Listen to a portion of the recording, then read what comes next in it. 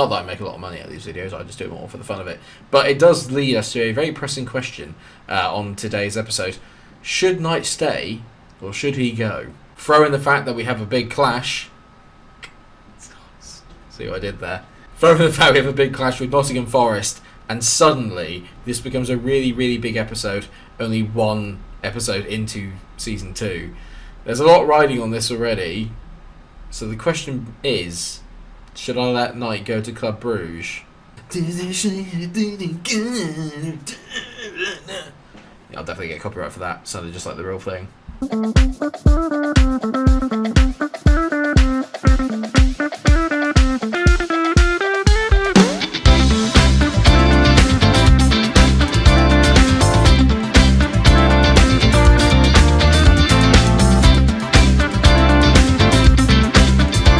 Yes, hello viewers. We are left with a big decision, and that decision is, what do we do about young Jason Knight? I left you with a choice, really, at the end of the last episode. A lot of feedback's come in. Thank you everyone who got involved in the comment section. It was a really good discourse that we had there. Some great ideas.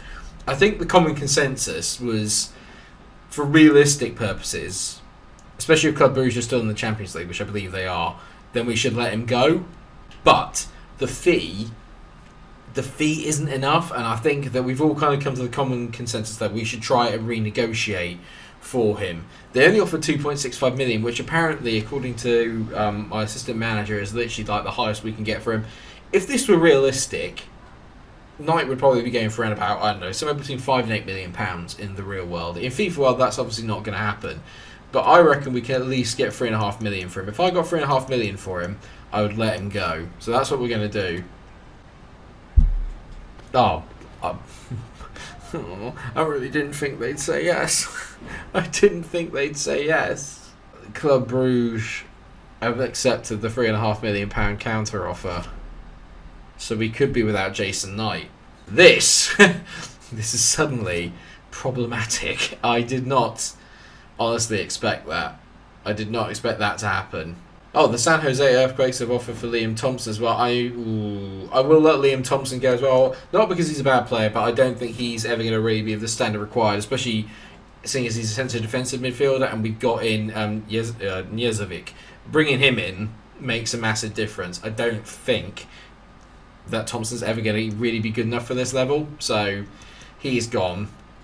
We're racking up money, but I've got problems. For anyone interested, it is absolutely pounding it outside with rain at the moment on this Halloween evening. It's a bit scary, I don't like it. We are going to have at least one game today, and that's going to be against Nottingham Forest. What I'll probably end up doing is I'll probably end up playing two if I can help it. But this boy, Dalibor Kadlec, looks like the perfect Jason Knight replacement. Of course he's on a free. He's 19 years old as well. I know it's maybe abusing the market a little bit, but can you blame me when there's this good value out there? He's 19-year-old Slovakian. He's got the long shot ability. I'm going to try and see if we can sneak this guy in. I'm going to put him on 4K. Yep, Kadlec is in the van. He is here, and he looks very good. Normally, I do obviously like to scout them, but I can just tell that this guy could get picked up. Got an A for rating. Cheers for that. 70 rated. He's 70 rated at 19 years old, which automatically makes him better than Jason Knight. Well, while all that is going on, I've had to prepare for a game against Nottingham Forest, who've obviously just come down from the division above. They've not got Ivan Toney, do they? Jesus, they've got a brilliant team. They've still got, I don't know, Dean Henderson's obviously not there. He's gone back to Man United, but they've got Toffolo, Bowley, Mings, Worrell, Aurier, who's obviously there, Freuler, Mangala, Gibbs, White, Toney, and Awonyi. That's a really good team. But after we made such a great start last time out, I'm not too worried. And I'm going to put Kadlec straight onto the bench. I have that much faith in him. He's going to go in there. This could well be the last performance for Jason Knight. His last performance in a Derby shirt. It's quite upsetting. I'm a little bit emotional, actually. I know that it might annoy some people because a lot of us wanted to keep him till the end. I wanted to keep Jason Knight and everyone till the end.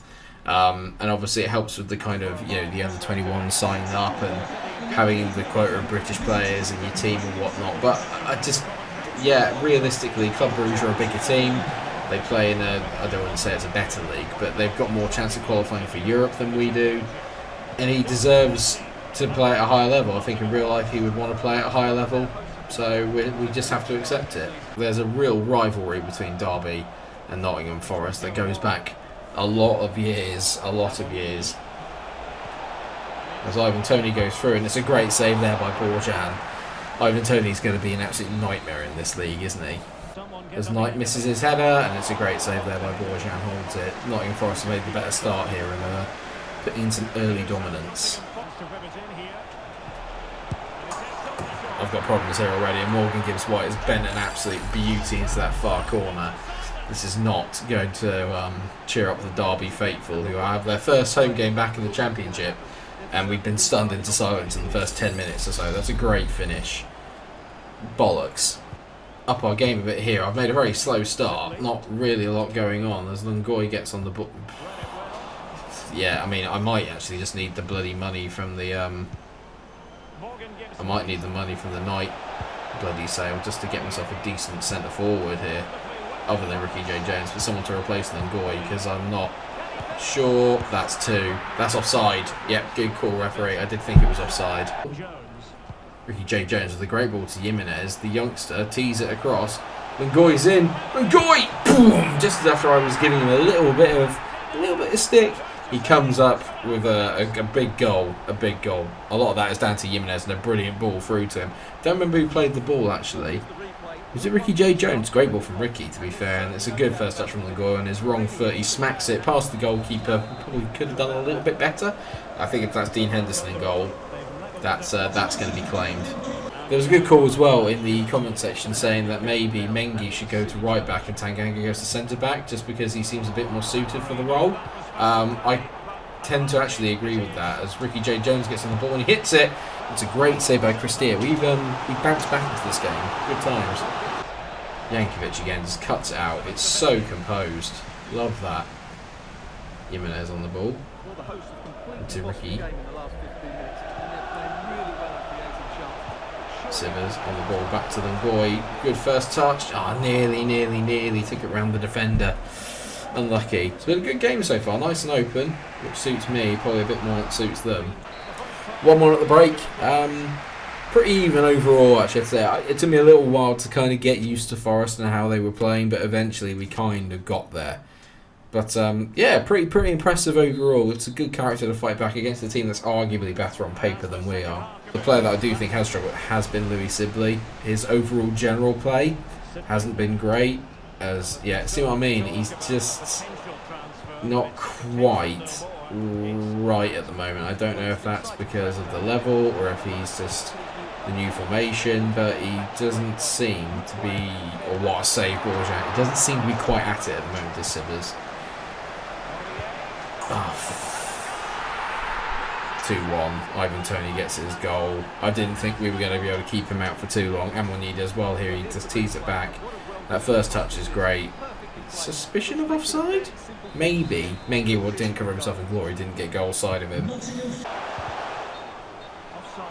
Lungoy cannot stay on side at the moment. He's coming off. Chamiti's going to come on. I'm going to bring Cadillac on. I'm going to take off Sibley. He's just not been good enough. Not been good enough. He's coming off. They're just trying to pass it round me into the box, and you just don't want to make a tackle. You just know you're going to give away a penalty, and if Ivan Toney's on the pitch, it's as good as a goal. Worrell's coming off and Niakarte's coming on. How have I not won that header? No, Jason. Bad Jason. Oh, bollocks. Oh, what a ball. Gibbs-White in for a... Oh, it's a great save. Oh, what a block! What a block! That is... How much? How many FIFA bounces do you want? Oh, that's bullshit. Pardon my language. That is nonsense. That's 4 blocks there. Great save. Great block. Great block. Can't do anything. If the ball is just willing themselves to fall to him, what can you do? Didn't do anything wrong there. It's a penalty. I tried to block it with Tanganga and I'm just a bit too late. I said earlier about not trying to slide in the box. I've just gone to block it and Nikos has got there first. Ivan Toney steps up and he scores. He doesn't miss. 4-1. The fans are not going to be pleased with this. It's been an absolute humbling. I've not got going in the second half at all. I don't think we've had a shot. Nottingham Forest are completely taking control of this game. As Tony comes out, Borjan gets there. I thought he'd given a penalty and now I was going to go mental. 4-1 Nottingham Forest. In a rivals match. That ain't good. That ain't good. I'm not really interested in the Carabao Cup or anything this year. I just want to get through. Yeah, okay, we're out of the Carabao Cup. It's a distraction we don't need at the moment. I'll probably play the FA Cup, but I don't.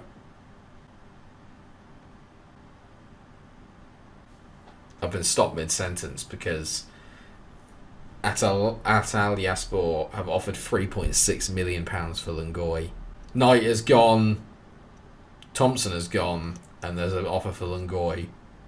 I'm going to negotiate it because I know he scored in the last game. I know he was top goal scorer last season. But I could get, with that money, I could go out and get a real top-class centre-forward for this level.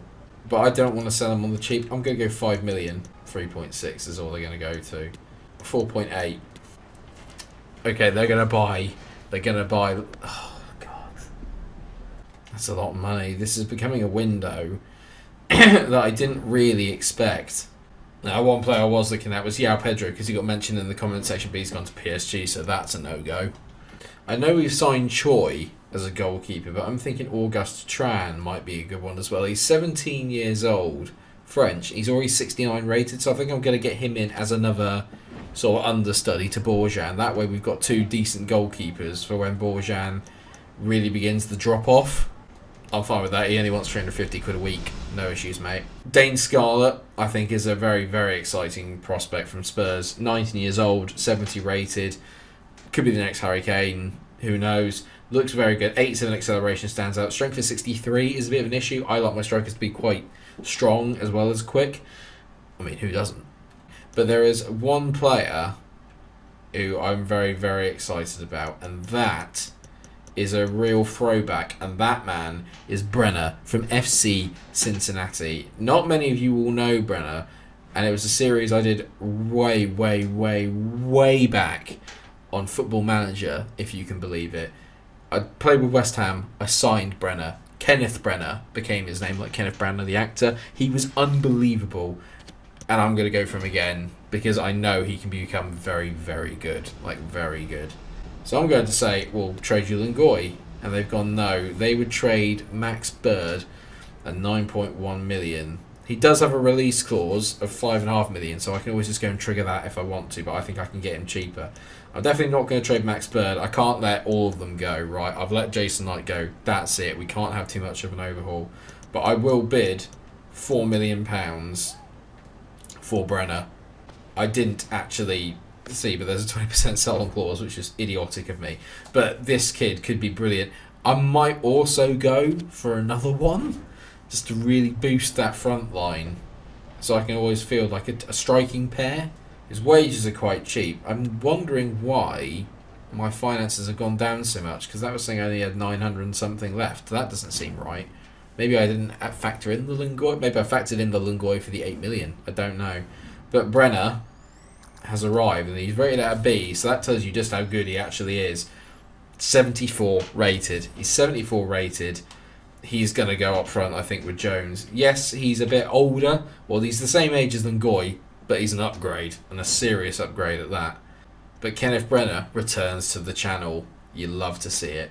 So where's the other place that we could... Maybe, again, another striker, theoretically, is what I should be going for, but I really like Ricky J. Jones. And now I do feel we're a little bit light in that central midfield position, which is something I never thought I'd say. I mean, we've got McNulty and we've got Wad, but I wouldn't mind selling Wad, to be fair. And McNulty's still very young, so I think the last thing we need is a proper central midfielder to at least give those four some competition. So that's what we're going to be looking at next. Right, okay, well, we'll have the final game of today, because we're definitely going to not have any more. Shrewsbury are the team that we're travelling to. They haven't won a game yet in the league, so fingers crossed we can do some damage against them today. Jones is a bit tired, so Trimiti's going to get a little bit of a run out to start with, and Cole Palmer's also going to get a start in place of Sibley, who's not 100% fit. Some of the back four aren't 100% fit. I find that a bit baffling because they weren't meant to be playing. So why were they brought on? I'm not happy about that. That's poor management by my assistant. So yeah, a few changes, but hopefully enough to get past Shrewsbury. And Brenner makes his debut. Well, we've got to bounce back from that very poor result against Nottingham Forest because that was just crap, for lack of a better phrase. At least we won't be playing Ivan Tony and Awonyi, whatever his name is, today. Although that's some really poor defending by Nathan Ferguson already. It's worth noting that Cadillac is starting today as well in place of Jason Knight, who's obviously moved on. There you go, they're focusing on his debut are Derek Ray and Stuart Robson. Oh, what a block. What a block there by Tanganga. Yeah, maybe he should play in the centre of the park.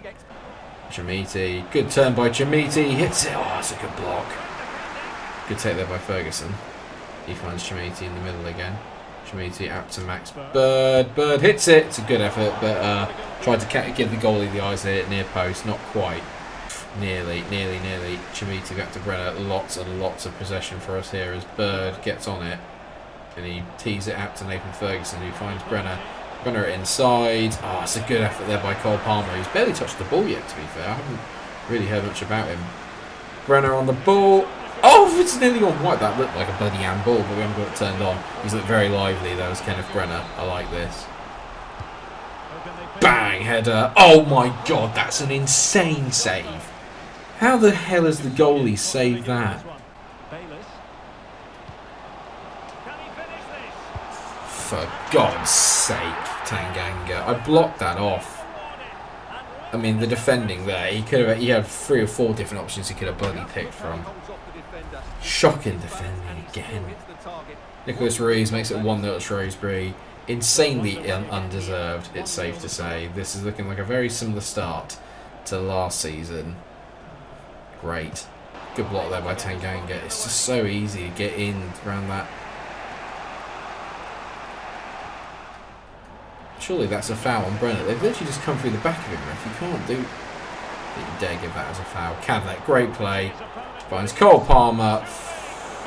Max Bird. Oh, it's a great save. Great pressing to win the ball back nice and high from Jimenez. He did really well there. Bird whips it in. Jamiti. Oh, this goalie is having an absolute blinder and it's really annoying me. Safe to say, we've been sucker punched a little bit. When they do break forward, they look very dangerous, but we've been sucker punched so badly here. I think that tells you the entire story of the half there. But, you know, whatever. Jankovic is again another high point. The rest of the defence have been a bit all over the place, but he's been very good. Cole Palmer, lovely.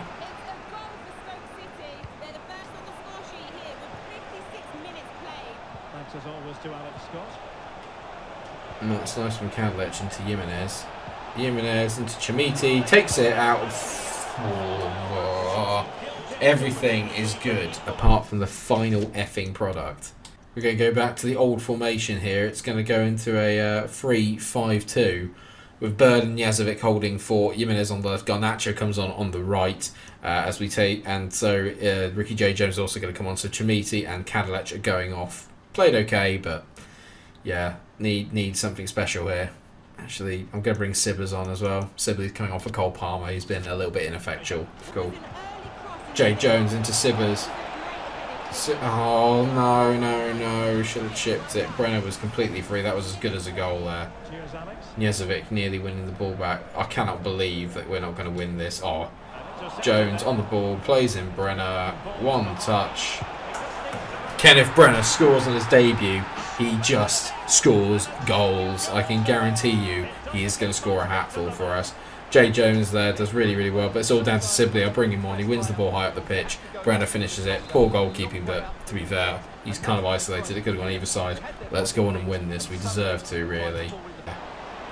Great tackle there. We love that from Ferguson. Sibbers on the ball. He waits. I'm still waiting. Jones. Ricky Jade.